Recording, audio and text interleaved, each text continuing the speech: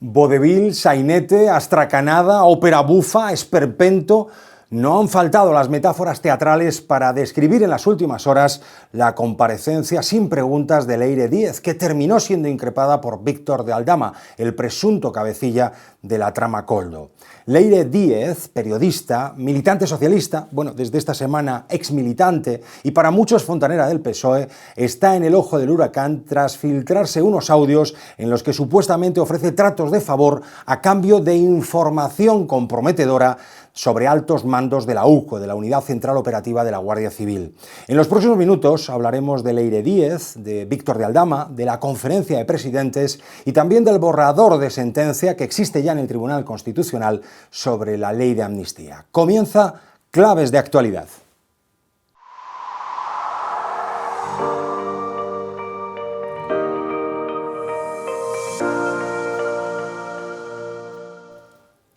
Es Leire Díez. Tras darse de baja en el PSOE, la controvertida militante socialista, para muchos fontanero del partido, nos brindó esta semana una comparecencia que pasará a los anales de la vergüenza nacional. La guinda al numerito la puso Víctor de Aldama, el comisionista de la trama Koldo, que apareció por sorpresa para increparla. Aldama se dirigió en estos términos a los medios. Porque está haciendo un trabajo de investigación y amenaza a un teniente coronel de la Guardia Civil y amenaza a un civil como a mí.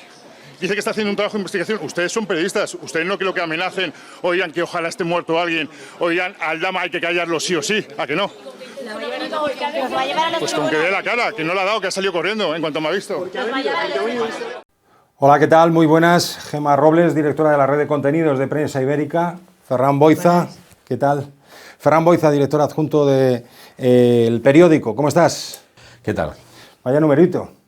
Bueno, la verdad es que las cosas que pasan en este país no agotan nuestra capacidad de sorpresa surrealista. Bueno, es que ya cotiza al alza lo de sorprender, pero es verdad que ayer esta mujer y Aldama, porque hicieron un dúo inesperado, lo consiguieron. El problema, y ahora hablaremos de ello, es que esto que tiene una parte que afecta a todos los señores imputados implicados en hidrocarburos y los que se han metido por medio, entre ellos Leire Díez, pero también al PSOE, porque ella es militante, hizo de correa de transmisión con datos, delegara en ella la comunicación ayer para que ella diera una comunicación oficial, sin preguntas, ojo, y eso que va de periodista. Leire Díez trató de desvincular, Ferran, al PSOE, pero la verdad es que esta puesta en escena no ayuda en nada al Partido Socialista. Yo creo que es la imagen que dio ayer Leire, le pone al Partido Socialista ante un problema muy grave porque no ha conseguido distanciarse de esta persona. Nos vendieron desde el primer momento que era una militante de base. Seguramente era una militante desconocida, pero era una militante que tenía ascensión muy importante y acceso a los, parece ser, líderes del partido. Eso es lo que ha quedado en evidencia. Y el sainete de ayer refleja en el fondo una cierta descomposición de la situación, ¿no? El Partido Socialista había conseguido más o menos acotar el problema, pero lo que hemos visto ayer es un reflejo de un cierto final de ciclo, ¿no? Y eso es lo que yo creo que le hace más daño especialmente al gobierno. Ella misma ha explicado que fue a Ferraz, que se vio con un responsable jurídico, que entregó un pendrive, que tuvo un encuentro también con Santos Cerdán. Dice Leire Díez que las grabaciones no tienen nada que ver con el PSOE, ¿nos lo creemos? Se lo creerá ella. O sea, los demás, sinceramente, nos cuesta un poco, entre otras cosas, porque ella lo que hace es meterse en un lío tras otro y mientras más va metiéndose en el bucle, más mete en el lío al PSOE, incluso aunque no tuvieran una relación formal, que informal es evidente que la tenían y para ser informal pues fue un poquito intensa porque se vieron varias veces, ¿no? Ella y algunos dirigentes y además se llevaba una cohorte de amigos que ayudaban a explicar toda esa documentación, etcétera, que ella presume que tiene de una investigación que dice periodística, ¿vale? Que evidentemente es de todo menos periodística. A partir de ahí, todo esto hay un problema, si es que por eso digo que cada cosa que hace la lía más. Lleva un pendrive a Ferraz. nadie nos dice lo que hay en el pendrive en Ferraz, solo que ha quedado custodiado por los servicios jurídicos de Ferraz. Y después ella se va a una tele por la tarde a 4 y explica que en ese pendrive lo que hay son documentación que está dentro de sumarios y que en alguno de esos sumarios está personado el PSOE y en otros no. Con lo cual, evidentemente, forzó al PSOE a que de manera inmediata tuviera que decir públicamente que iba a poner esa documentación en manos de la Fiscalía, con independencia de si tiene importancia o no, pero es que está diciendo que le ha dado a un partido documentación que no tiene por qué tener si no está personado en esas causas. Cada paso que da es peor que el anterior y perjudica al PSOE, claro que lo perjudica. Hablabas de esa justificación, ¿no? En la investigación periodística, ella dice sobre la policía patriótica y sobre la corrupción en el sector de hidrocarburos. ¿Cuánto de creíble es esa coartada periodística para ti, Ferran? A ver, yo no me la creo en absoluto, como yo creo que en este país ya no se lo cree nadie. El tema es quién la pone a investigar las preguntas cloacas del Estado. Lo hace Pedro Dolcet, el empresario también afectado en el caso de hidrocarburos. Lo hace el Partido Socialista, que recordemos que viene desde hace mucho tiempo, lo ha hecho el propio presidente del Gobierno denunciando un supuesto lawfare en la justicia española. ¿Quién lo ha hecho? O esta señora trabaja para Pedro Dolcet, que es una de las posibilidades, que este empresario financie su trabajo y por el camino, teniendo en cuenta los contactos que tiene el Partido Socialista, haya facilitado información al partido. Esas son las dudas que tenemos que esclarecer, porque si nos repasamos, y yo creo que es interesante hacerlo, por ejemplo, la comisión que hay en el Senado sobre la Operación Cataluña, podemos concluir que algunas de las cosas que preguntan senadores del Partido Socialista coinciden con las investigaciones de Leire Díez, con las investigaciones de Pedro Dolcet y con sus posicionamientos sobre la actuación de la UCO, sobre la actuación de un fiscal de anticorrupción. Es muy interesante ver cómo hay cierto paralelismo, que puede ser una casualidad, en la vida las hay, puede ser una casualidad, pero es un paralelismo bastante curioso, que lo que defiende la existencia de las cloacas del Estado y de una intencionalidad política a las investigaciones policiales y judiciales, Pérez Dolcet y Leire Díez, se traslade a una comisión en el Senado y la defienda un senador socialista. Esto es muy llamativo. Quizás es una casualidad, pero bueno, yo creo que ya en este caso las casualidades ya no existen. Yo creo que hay una intencionalidad por parte de quién y cómo. Eso es lo que yo creo que acabaremos sabiendo, pero en este momento hay muchas dudas, claro. Entiendo que es lo que viene a decir Ferran, ¿no? Que en el fondo del asunto está la sombra y la incertidumbre de si en un momento dado la alta dirección del PSOE ha podido participar de algún modo en una operación para desacreditar a la UCO, ¿no? A la Unidad Central Operativa de la Guardia Civil. Sería algo grave, yo creo muy que grave. Como en la vida, en la política también, hay decisiones que se toman por activa o por pasiva, ¿no? Por acción o por omisión. Entonces, incluso la tesis que ahora mismo para mí puede ser la más fiable, porque del resto no hay muchas pistas y de esto parece que sí, es que ella empezó, por lo que fuera, que todavía no sabemos qué es por lo que fuera, a trabajar con Pérez Dolcet. Es verdad que dice que en su tiempo libre y para poder escribir un libro, pues encontró a este señor del que parece que se ha hecho muy amiga y algunas otras personas que le ayudaron a hacer esa supuesta investigación periodística. Y entonces ella se puso a encontrar cosas y dijo, ay, mira, esto se lo voy a contar yo al PSOE que le va a interesar. Hasta ahí, vale. El problema es cuando te abren las puertas, que no creo yo que todos los dirigentes del PSOE tengan tiempo para abrirle a todos los militantes que vayan con este tipo de cosas, pero a ella sí se las abrieron. Que sepamos al menos una vez, parece que más, ¿no?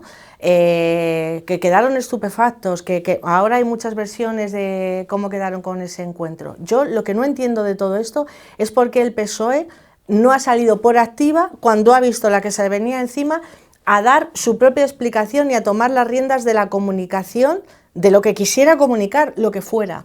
Si la semana pasada, cuando se sabía la mitad de lo que se sabe a día de hoy y no había pasado este espectáculo esperpéntico, yo pensaba que era inexplicable que el propio Sánchez, que ya había salido con Aldama, no saliera a desmarcarse y a dar alguna explicación sobre esto, ahora lo multiplico por 1000 lo que pensaba la semana pasada. Cada hora que pasa dejando el tema de la comunicación en manos de esta señora, por pasiva, porque como ellos no hacen nada, por pasiva es ella la que está explicando, me parece que el roto que tiene el PSOE es más grande y creo que no se están dando cuenta, ¿o sí? Es que además lo que sucedió la semana pasada te hace llegar a sospechar que hay un pacto, porque esas 48 horas, 2 días y medio prácticamente, en que el PSOE no reacciona a las grabaciones en las que vemos a esta señora y a Pérez Dolcet con los abogados del caso hidrocarburos, hablando de fiscales, hablando de jueces, hablando de guardias civiles, en esas 48 horas largas en las que el PSOE y el gobierno no reaccionan, es lícito pensar que ha habido algún tipo de negociación, que ha habido algún tipo de pacto. Lo desconocemos, acabará saliendo si existe, pero si no, no tiene sentido este silencio por parte tanto del gobierno como del Partido Socialista durante tan largo tiempo. Igual que no tiene sentido las 2 horas que estuvo antes de ayer en Ferraz, que desde Ferraz, antes de salir, convocara a los medios al día siguiente. ¿Eso es un pacto? ¿Se pactó esa rueda de prensa del miércoles por la mañana en el encuentro en Ferraz el martes por la tarde? Porque a los medios se nos comunicó antes de que ella saliera de la sede del Partido Socialista. Claro, hay una nebulosa sobre la relación entre Leire Díez y el Partido Socialista que no están aclarando. ¿Cuál es la relación con Santos Cerdán? ¿Cuál es la relación con el exjefe de gabinete de la Secretaría General del PSOE? Todo esto no lo sabemos a día de hoy. Por tanto, pues, ¿Qué hacía exactamente Aldama ayer? ¿Qué hacía exactamente Aldama? Porque además, hablando del Partido Socialista y de sus reacciones, ayer Aldama viene a decir o da a entender que Leire Díez la ha amenazado y él termina amenazando a Leire Díez, a Santos Cerdán y al presidente del gobierno. Quiero decir que hay una denuncia policial, que es que ya hay unas cuantas. O sea, que Leire Díez interpuesta después ayer del los responsables del hotel se la llevan a una sala porque ella se siente acosada, ahí quizá con razón, por Aldama, que la va persiguiendo, si veis la imagen, por el pasillo, y se mete su amigo Dolcet a defenderla. Y ella siendo protegida por Pérez Dolcet. Sí, claro, sí. Es que el sainete es completo. No vamos a defender que Aldama haga estas cosas, que rompió, por lo visto, mitad de la rueda de prensa allí. Pero que la escena es muy curiosa. Ni un guionista de película es capaz de hacer esto. Pérez Dolcet podría caber dentro de una lógica que estuviera. Sí, ¿no? pero después es que de estas grabaciones, pero lo de Aldama nos sorprendió a todos. Hay verdades compatibles, ¿vale? Y es que aparte del papel que ella haya hecho personalmente, creyéndose fontanera, creyéndose defensora de las causas perdidas o periodista de investigación o cualquier otra profesión que ella se quiera colgar en la cabeza.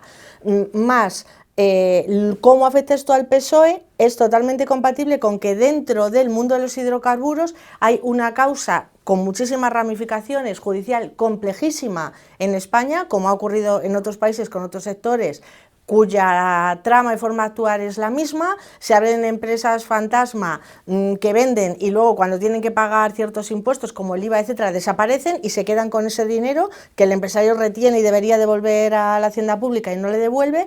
Esa causa es complejísima y ella misma explica, junto a Pérez Dolcet, que hay 2 bufetes de abogados, digamos, que representan a unos u a otros que están enfrentados y vienen a decir que se hacen guerra sucia entre ellos y que ellos están en el medio de todo eso y que eso explica las grabaciones, como los 53 minutos famosos de la conversación en la que sale Leire diciendo que ya lo arregla ella, que los fiscales vayan allí a Dubái a apañarle la situación a un señor superimputado que está con uno de los bufetes y que en esa reunión dice, por lo visto, que está dispuesto a pasarse al otro. O sea que creo que película no, tendríamos que hacer una serie de las de 5 o 6 temporadas. Y una última cuestión, muy brevemente, a los dos. Feijóo no ha desaprovechado, lógicamente, la ocasión para criticar esa comparecencia. Lo ha llamado espectáculo bochornoso, lo ha llamado vertedero televisivo. Y yo os pregunto a los dos, ¿no? Los casos de corrupción de Mariano Rajoy al final fueron un talón de Aquiles que aprovechó Sánchez también para llegar al poder. ¿Está viendo Feijóo la oportunidad de desbancar a Sánchez al calor de estos presuntos casos de corrupción? A ver, el problema de este gobierno es que tiene un pecado original, que es que nace de una moción de censura causado por una sentencia por corrupción del partido que en aquel momento gobernaba, que era el Partido Popular. Entonces, claro, esta degradación que estamos viendo en las últimas semanas es totalmente más injustificable todavía, porque viene precisamente porque este gobierno nace de una moción de censura presentada en aras de limpiar la corrupción. Por tanto, es un problema todavía mayor para el presidente del gobierno.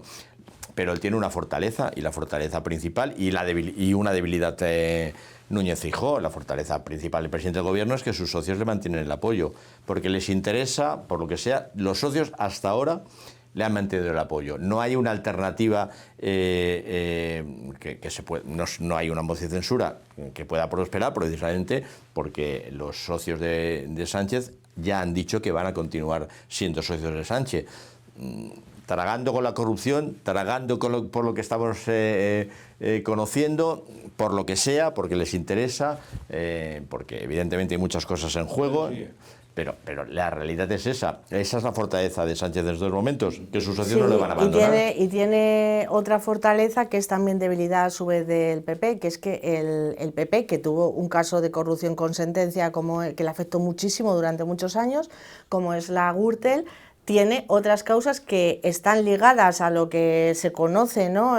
Popularmente como la cloaca, que están en los tribunales y no están cerradas, que son la de los casos que se investigan de policía llamada patriótica, que investigaba casos que no existían, especialmente contra partidos políticos, lo que como está Podemos o Independentistas, ¿no? Eso, lo que está investigando que Leire ella quería Díez. ayudar a la justicia también, ¿no? con su periodismo de investigación. Y luego, por otro lado, el caso más grave, que es Kitchen, que se conoce como el caso Kitchen, en el que lo que parece que ocurrió es que se trataban de anular directamente pruebas contra casos de corrupción que afectaban al partido del gobierno, que en ese caso era el Partido Popular.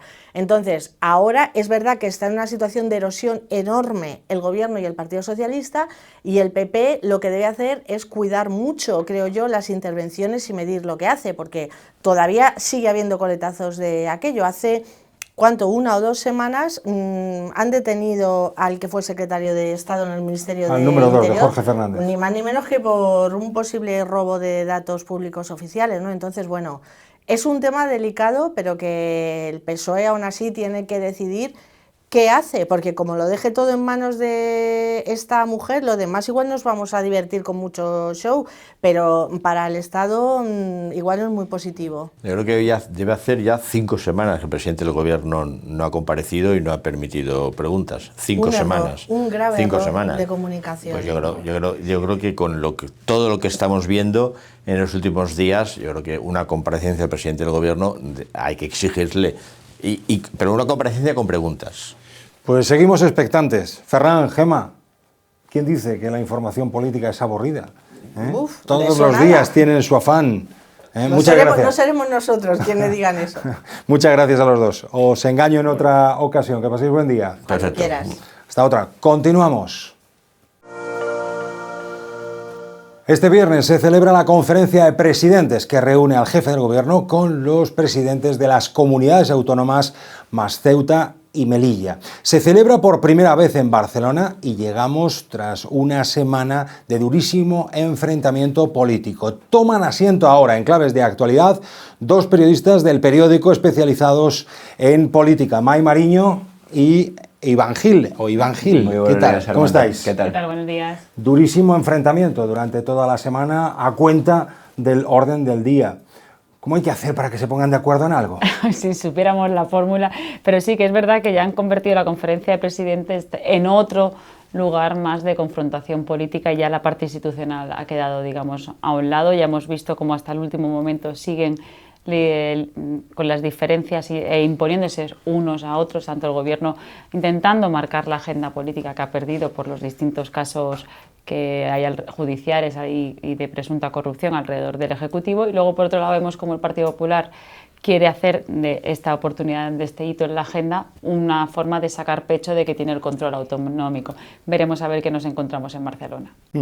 El gobierno estaba, Iván, empecinado al principio en que fueran solo 2 temas, vivienda y FP, y el PP en que fueran muchos más, ¿no? Al final el gobierno cede, pero también es verdad que el reglamento, digamos, establece que el orden del día debe tener la conformidad de al menos 10 comunidades autónomas y el PP tiene mayoría autonómica. Exactamente, sí, bueno, ahí el debate derivó un poco al asunto reglamentario. Yo creo que hay parte de razón en ambas partes, ¿no? Porque dependiendo del punto del reglamento al que te acojas, las comunidades pueden imponer, pero también necesita el visto bueno del gobierno, si es en el marco de la comisión preparatoria, si se hace de urgencia, como ha sido en este caso, a posteriori de la comisión preparatoria, tanto el gobierno como las comunidades autónomas tienen capacidad de forzar e incluir temas.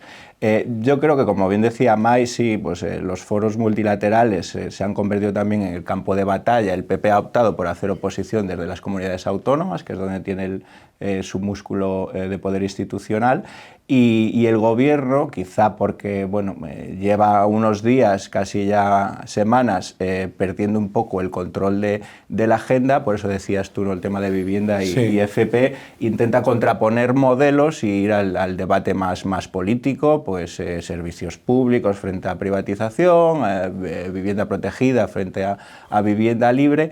Y ahí estamos, al menos yo creo que se ha salvado la conferencia de presidentes, esta cumbre en Barcelona, y se ha encauzado, aunque solo sea, al debate programático. De máximos, sí, con posiciones muy diferenciadas, que para nada presupone que vaya a haber algún acercamiento tipo de acuerdo. Bueno, pero bueno, yo creo que cada uno escenificará un poco su programa de máximos. El PP también está a las puertas de su Congreso nacional y yo creo que por ahí algunas pistas nos dará de esa revisión ideológica que quiere hacer Feijóo. Y el PP, que comentabas, pues parece claro que quiere aprovechar la conferencia de presidentes para apretar al gobierno, ¿no? El martes denunciando a Leire Díez por cohecho y por tráfico de influencias, el miércoles criticando su comparecencia sin preguntas y convocando una manifestación el domingo, ¿no?, por los casos de presunta corrupción. Sí, como la alternativa que le queda a Feijóo es la de la moción de censura y no la puede presentar porque no le dan los números, sigue marcando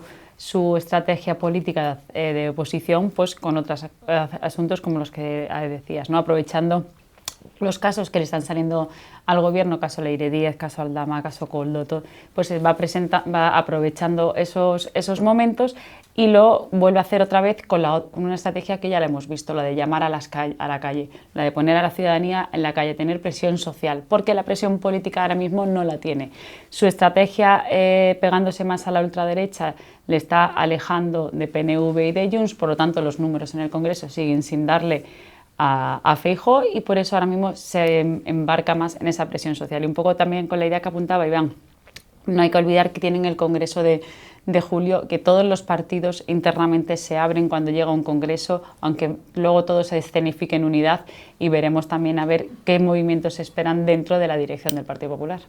¿Y era farol o era verosímil un plante del Partido Popular, como amenazaba? Lo digo participando el rey, celebrándose por primera vez en Barcelona, regresando un presidente de la Generalitat a la conferencia de presidentes, recordando que los anteriores, los últimos tres, Puigdemont, Torra y Aragonés, se ausentaron en alguna ocasión. Sí, sobre todo por la cuestión del rey, ¿no?, que eso sería ya un salto cualitativo, pero bueno, precedentes tenemos en foros sectoriales, conferencia sectorial de justicia donde hubo un plante y se celebró precisamente en Barcelona. Tenemos también el precedente del plante en el Consejo de Política Fiscal y Financiera, que acudieron a la cita y posteriormente se levantaron.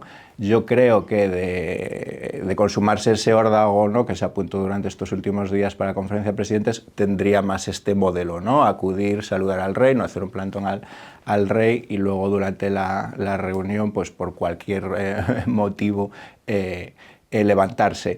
Bueno, se ha encauzado, pero hay que decir eso, que los precedentes están ahí, los órganos multilaterales pues han pasado de ser órganos de cooperación y de búsqueda de acuerdos a ser espacios de confrontación política, escenificarla y visibilizarla. Y la conferencia de presidentes sería un salto cualitativo hacerlo, pero también hay que darnos cuenta que estamos ya llegando al Ecuador de la legislatura, volvemos otra vez al Congreso Nacional del PP, donde se va a poner en modo electoral y eso tiene consecuencias para la legislatura y para la relación con el gobierno. Cuando tú te sitúas ya en modo electoral, crees que va a haber un adelanto electoral, lógicamente, si hasta ahora apenas había puentes tendidos que se pudiesen buscar acuerdos, ahora cada vez menos. Pues hacemos ahora, si os parece, una pequeña ronda por España. Conectamos con distintos periodistas de periódicos de prensa ibérica para tomar el pulso al estado de ánimo y a los mensajes con que llegan cada una de las comunidades autónomas a esta cita. Conectamos en primer lugar con Barcelona, con Cataluña. Allí está nuestra compañera Julia Regué, coordinadora responsable de política del periódico. ¿Qué tal, Julia? ¿Cómo estás? Hola, muy bien. Ya todo preparado para la conferencia. Pedro Sánchez y Salvador Illa coinciden en considerar que celebrar la conferencia de presidentes en Cataluña acerca y es un paso más hacia la normalización. Sí, y en realidad es así. De hecho, en el Palau de Pedralbes, donde se celebra esta conferencia, fue donde Pedro Sánchez y Quim Torra firmaron ese primer paso hacia la normalización, y lo que intentan hoy es exhibir precisamente eso, ¿no? Que ante el clima de crispación que hay en Madrid, la Cataluña de 2025 ya no es la Cataluña de 2017.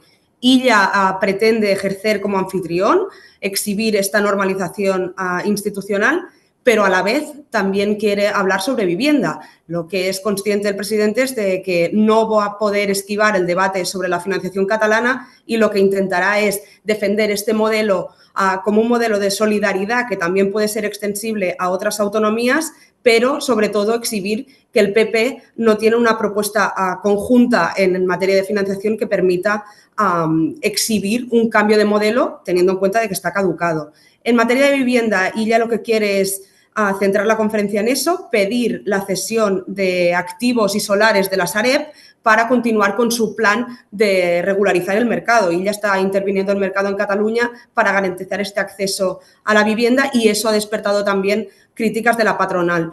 Por ahora, Illa se propone conseguir y ayudar a Pedro Sánchez a que consiga este acuerdo, pero es consciente de que la crispación es muy alta y que será difícil alcanzar un acuerdo. Muchas gracias, Julia. Que pases buen día. De Barcelona a Vigo conectamos con Galicia para hablar con Irene Bascoy, subdirectora de Faro de Vigo. ¿Qué tal? ¿Cómo estás?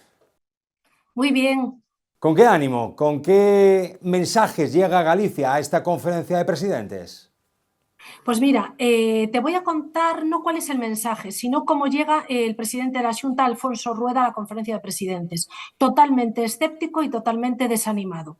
Considera que va a salir de la reunión tal cual entra, sin nada. ¿Por qué? Porque no le vale el formato. Considera que se van a hablar muchos temas y que además la conferencia de presidentes es una sucesión de monólogos de los presidentes autonómicos con una réplica de Pedro Sánchez, que no hay diálogo ni posibilidad de acuerdo. ¿Qué quiere? ¿De qué quiere hablar Alfonso Rueda? Quiere hablar sobre todo de revisión del modelo de financiación autonómica y del déficit de infraestructuras que sufre Galicia. Gracias, Irene. Contactamos ahora con la directora del Correo de Andalucía, Isabel Morillo, desde Sevilla. ¿Qué tal? ¿Cómo estás? ¿Qué tal? Muy buenas. ¿Qué espera Andalucía de este encuentro? Juanma Moreno ha sido de los más incisivos a la hora de reivindicar que el orden del día reflejase las propuestas que pedía el Partido Popular. Pues sí, lo cierto es que nunca el clima político había sido tan tenso entre el presidente Moreno y el presidente del gobierno, Pedro Sánchez. Esta conferencia de presidentes ha revelado que no es que haya falta de comunicación entre ambos, sino que están en plena guerra. Moreno, lo has dicho, ha sido muy duro durante toda la previa, y él, que siempre había defendido un papel moderado, se ha puesto a la cabeza de la manifestación y se ha enfrentado con dureza a todo lo que ha ido proponiendo el gobierno. Esto en realidad ocurre así desde que la vicepresidenta Montero lidera la oposición en Andalucía. ¿De qué quiere hablar Andalucía? Pues quiere hablar de financiación autonómica, de ocupación de vivienda, del apagón, después de que el gobierno señalara que todo se originó en Sevilla y Granada. Quiere hablar del caos ferroviario que afecta a la alta velocidad hacia Andalucía, y quiere hablar de vivienda, pero desde luego rechaza el blindaje de la VPO que ha propuesto el gobierno. Muchas gracias, Isabel. Hasta otra. Con la conferencia de presidentes que pretendía el gobierno ha sido crítico, ha sido incisivo Moreno Bonilla, Iván, también lo ha sido Isabel Díaz Ayuso, que ha dejado claro que no quiere ni media concesión al independentismo, ha dicho textualmente, e incluso ha dejado claro también que quiere que se hable todo en español, en castellano. Sí, y un poco has puesto los dos ejemplos un poco de las dos almas que hay incluso dentro del Partido Popular. Bueno, yo creo que intentan tendrán que ir todos a una y hacer una escenificación en bloque. Sí es verdad que Ayuso siempre intenta desmarcarse, ir un paso más allá. Es verdad que por primera vez en la conferencia de presidentes se van a poder utilizar las lenguas cooficiales, lo cual es algo completamente coherente, ¿no?, con lo que viene sucediendo esta legislatura y la realidad también plurinacional del país. Pero bueno, yo entiendo que Díaz Ayuso intentará marcar un poco ahí la diferencia, tirar un poco de sus compañeros para llevar a posiciones un poco más duras, y yo creo que esto es peligroso en el sentido de que más allá de la institucionalidad, cuando se opta por posiciones que lindan un poco lo antisistema casi, a quien legitimas y normalizas es a quien está originalmente en esas posiciones, ¿no?, que es Vox. Con lo cual, yo creo que a río revuelto ganancia de pescadores, y en este caso los pescadores sería más bien Vox, con lo cual no sé hasta qué punto estas estrategias de tensión extrema son beneficiosas para el Partido Popular. Precisamente, Iván, eso era un poco lo que ocurría en el Partido Popular. No se tenía claro qué actitud optar, si por la del plante o por la de acudir y abandonar la reunión después de del desayuno primero que tienen con el rey. De hecho, había esas disputas porque había presidentes, por ejemplo, la presidenta cántabra, que tenía muy claro que era una obligación, además utilizaba esa palabra, era una obligación de los presidentes autonómicos acudir a la cita. Otra cosa es cómo se articulara luego allí la reunión. Y luego ya hemos visto que ahí ha sido más beligerante Ayuso hablando de plante, pero Moreno Bonilla esta vez ha jugado también un poco hacer las dos cosas. Fue de los que dijo, ya dejó bien claro, que no acudiría si no se cerraba bien el orden del día porque la conferencia sería ilegal, pero también decía que había que acudir porque no pueden dar esta dosis de ser antisistemas y de falta de institucionalidad. Y Salvador Illa, el presidente catalán, dice que defenderá ante los valores territoriales del PP que Cataluña merece una financiación singular. Parece que el acuerdo va a ser complicado. ¿Es iluso pensar que se va a alcanzar un acuerdo en esta cita? Sí, porque ya tenemos el precedente de la cumbre de Santander, la anterior que se celebró, cuando había mucha menos tensión y no se llegó a ningún tipo de acuerdo. El tema de la financiación singular que quiere defender Illa viene a raíz de que todas las comunidades del PP van a intentar forzar, bueno, han forzado ya de entrada que sea uno de los puntos del orden del día, y de segundo de forzar de que se aborde ese tema pues con la visión simplemente de no dar dinero, digamos, a Cataluña como si fuera solo para ellos, no abordarlo con el conjunto de lo que supone la condonación de la deuda o del gran problema que tienen todas las comunidades autónomas, que y así lo reconoce, pero nunca se pone solución, que es hablar de la reforma del sistema de financiación autonómica, que ahí es donde ya sí que de verdad se rompen los partidismos y priman más los territorios, y de ahí que no se pongan de acuerdo. Nos hemos acercado a Barcelona, a Vigo y a Sevilla. Nos vamos ahora a Canarias. Desde Tenerife nos escucha nuestro compañero Moisés Álvarez Montero, coordinador de política del periódico El Día. ¿Qué tal? Imaginamos que la inmigración y la cuestión del reparto de los menores migrantes va a seguir siendo absolutamente esencial de cara a esa cita para Canarias. Fíjate Armando, que Canarias tiene un problema enorme de vivienda. Incluso podría decirse que hasta más grave del ya de por sí grave problema que tiene el país. También se juega mucho en la financiación autonómica, por aquello de que ya saben es una región ultraperiférica, y se juega muchísimo en que los fondos de su régimen económico y fiscal se desvinculen de los fondos ordinarios del sistema, pero desde luego es la cuestión migratoria el asunto que en las últimas meses, ha opacado y ha concentrado el debate aquí en Canarias, y va a ser así en la conferencia de presidentes, sin duda. Canarias tiene mucho que poner sobre la mesa. Por supuesto, que se aligere de una vez por todas la derivación de los menores migrantes no acompañados que llegan a las costas de las islas, chicos, niños, chicas, niñas, que llegan solos y a los que sus padres ponen en una barcaza en busca de un futuro que se les niega en sus países de origen. Es fundamental esa distribución para Canarias y sobre todo para el bien de los niños.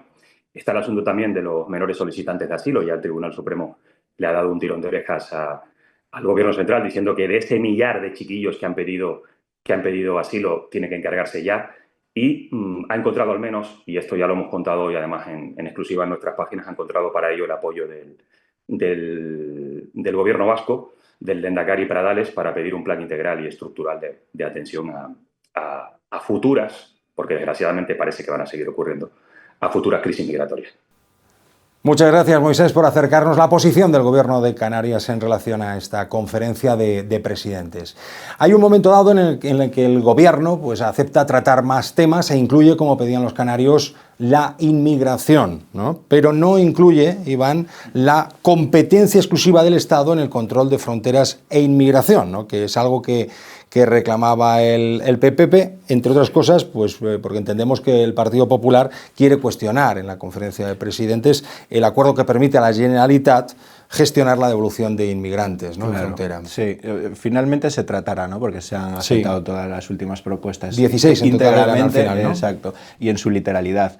¿Qué pasa con esta cuestión de la inmigración? Tal y como se planteaba, es una cuestión que está completamente fuera de las competencias, se presupone, ¿no? de este foro. Lógicamente, las competencias en el control de fronteras son indelegables, y un poco apoyándose en los servicios jurídicos, así el Ministerio de Política Territorial entendió que este tema no cabía. Bueno, finalmente se tratará. Yo creo que aquí el PP también tiene un problema, que cogobierna en Canarias, hay que recordarlo, aunque sea en minoría, pero en otras comunidades autónomas necesita el apoyo de Vox para aprobar los presupuestos. De hecho, los dos últimos acuerdos que ha habido, uno de los puntos es el rechazo a aceptar más menores migrantes, con lo cual es también un rechazo a la ley al decreto que está en vigor. Entonces yo creo que ahí tienen que hacer un poco en canje de bolillos, que por un lado el señor Clavijo tampoco le den argumentos como para llegar al punto de tener que romper el gobierno con el Partido Popular en Canarias, y por otro lado pues lo mismo, intentar que Vox se preste a apoyar los presupuestos autonómicos con esas posiciones de máximos que tienen inmigración. El tema migratorio, que sería un tema perfecto para una conferencia de presidentes, de hecho alguna vez se ha barajado como un tema que debería de abordarse en este foro. En esta ocasión se ha incluido por la presión del PP para abordarlo como simplemente el uso partidista de la guerra, de la confrontación PP o gobierno PSOE por las cesiones o no a Junts desde el Ejecutivo Central. En cambio, Canarias en esta posición sí se mantuvo desde el primer momento que tenían que abordarse el tema migratorio, el reparto de menores, y de hecho se desmarcó, pese a que están en cogobierno, se desmarcó de la presión conjunta de todas las comunidades autónomas del PP para abordar todos los temas más allá de los dos iniciales que quería el Gobierno. Iván, May, se os presenta intensa la recta final de semana, ¿no? Veremos el viernes cómo acabamos. Muchas gracias por vuestro análisis. Hasta otra. Hasta otra. Cambiamos de tercio y continuamos. Vamos ya con otro asunto de actualidad en la semana en que hemos sabido que existe ya en el Tribunal Constitucional una propuesta de sentencia que indica que la ley de amnistía cabe en la Constitución. Nos acompañan ya Cristina Gallardo y Ángeles Vázquez. ¿Qué tal? ¿Cómo estáis? Periodistas las dos de tribunales del periódico. ¿Todo bien? Todo bien. Ángeles, mayoría progresista en el Constitucional, y ese borrador de sentencia avala la ley de amnistía prácticamente en su totalidad, el grueso de ella, tras estudiar el recurso del PP. Era lo previsible. ¿Qué es lo que dice esencialmente ese borrador? Pues dice lo que tenía que decir el Constitucional, el primer paso para pronunciarse sobre la amnistía, que es decir si tiene cabida o no en la Constitución, y la conclusión a la que llega la propuesta de sentencia es que sí tiene cabida en la Carta Magna, y que por tanto es constitucional, que es una medida que está a disposición del legislador en ciertas circunstancias excepcionales y se puede poner en práctica, como en esta ocasión ha hecho. Y uno de los argumentos, Cristina, que se esgrime es que la Constitución no prohíbe expresamente la amnistía, pero hay también quienes recuerdan que la Constitución realmente ni permite ni prohíbe tampoco la amnistía de forma explícita, ¿no? Y recuerdan que, aunque no sea lo mismo, la Constitución sí que prohíbe los indultos generales. Sí, ese es un argumento que ha empleado el PP en su recurso, decir que la Constitución no habla de la amnistía, pero sí prohíbe los indultos generales. Y parte de esa propuesta de sentencia, que es muy extensa, tiene 191 páginas, parte de esa propuesta se dedica a responder ese argumento. Y lo que dice el Constitucional es que, aunque los dos, tanto la amnistía como los indultos generales, pueden ser entendidos como dentro de lo que es el derecho de gracia, son muy diferentes, no tienen nada que ver. Los indultos generales son una facultad que corresponde al Ejecutivo, es el Gobierno el que indulta a las personas si las quiere indultar o no, y la amnistía es una facultad del Legislativo. Solo el Legislativo puede, utilizando una terminología, claro, muy técnica, exceptuar lo que es la aplicación de una ley punitiva de forma retroactiva, en este caso una sentencia que condenó a unas personas, y ahora lo que se pretende es exceptuar esa aplicación. Y lo que dice el Constitucional es, eso solo lo puede hacer el legislador. En este caso, el legislador nada le prohíbe en la Constitución legislar esa cuestión, y por eso cabe en la Constitución. Mencionamos al Partido Popular. Para el PP, este aval del Constitucional representa de alguna manera una grave cesión política y una corrupción institucional, dice el Partido Popular, ¿no? Insiste en que el único objetivo de la ley de amnistía estaba en conseguir esos 7 votos de Junts para hacer viable la investidura de Sánchez. Bueno, lo que hacen es recaer lo que es el juego político en el Tribunal Constitucional, pero bueno, recordemos que este Tribunal Constitucional, que desde el año 23 está presidido por Cándido Conde Pumpido, pues bueno, está sufriendo ataques por parte de la oposición desde casi el principio, el principio de su mandato, prácticamente por todas sus decisiones. Es un tribunal que es un tribunal progresista, tiene 7 magistrados progresistas frente a 5 conservadores. En este caso de la amnistía, como se han apartado algunos por determinadas circunstancias, va a ser un 6-4, pero claro, eso le da oportunidad al juego político a decir que es un tribunal del gobierno, pero no, es un tribunal de mayoría progresista, igual que en otras ocasiones hemos tenido un tribunal constitucional de mayoría conservadora. Bueno, entra dentro de lo que es el juego político. El tribunal va a lo técnico y a lo jurídico, que es ver si la Constitución está, si la amnistía, está en la Constitución, y considera que sí. En un borrador en el que, lógicamente, obviamente, entra a saco en la cuestión de la amnistía. En lo que no se pronuncia es en el tema de la malversación, ¿no?, que afecta a los líderes independentistas del Procés, entre ellos Puigdemont. Parece que esa cuestión, la de la malversación, puede ser capital, esencial, clave para determinar si algún día podrá regresar o no podrá regresar a España, y cuándo Carles Puigdemont, ¿no?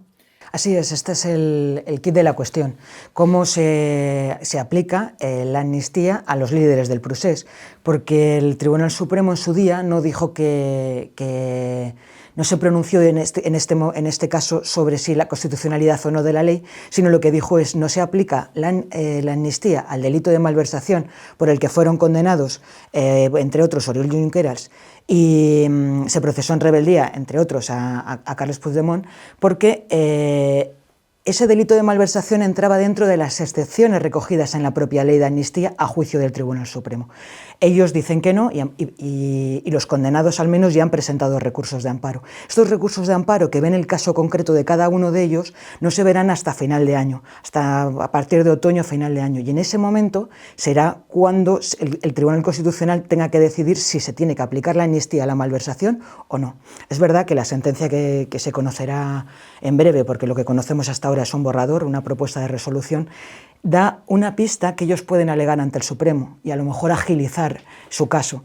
Pero lo que es el recurso de amparo, donde se decidirá si a la malversación hay que aplicar la amnistía o no, no se verá hasta final de año. Por cierto, Ángeles, tú has publicado una información en la que señalas, has tenido que contarlo, que en la ponencia de la sentencia del Constitucional se menciona hasta 14 veces la palabra reconciliación. ¿No es ese, el de la reconciliación, un objetivo mucho más político que estrictamente jurídico? Pregunto. Es que el límite entre los objetivos políticos y jurídicos a veces está diluido, y en este caso lo que utiliza el Tribunal Constitucional para considerar que se dan las circunstancias excepcionales que justifican el que el legislador haya optado por una amnistía es el conflicto, la falta de cohesión social que provocó el procés, que califica como una de las mayores crisis que ha tenido nuestra democracia. Es verdad que el límite es de las diferencias que hace que un magistrado progresista considere que se puede utilizar, y el magistrado conservador probablemente en sus votos particulares, que seguro que habrá a la sentencia cuando esté dictada, lo utilice como argumento para criticar esa resolución. ¿Y ahora qué? ¿Cuáles son los plazos? ¿Cuándo se empieza a debatir este borrador de sentencia y cuándo llega la votación definitiva, Cristina? Bueno, el borrador se repartió al principio de esta semana a los 10 magistrados que van a participar en el debate. Y lo que se nos ha informado es que la semana que viene va a haber una primera toma de contacto, pero la votación definitiva se espera para la semana del 24 de junio.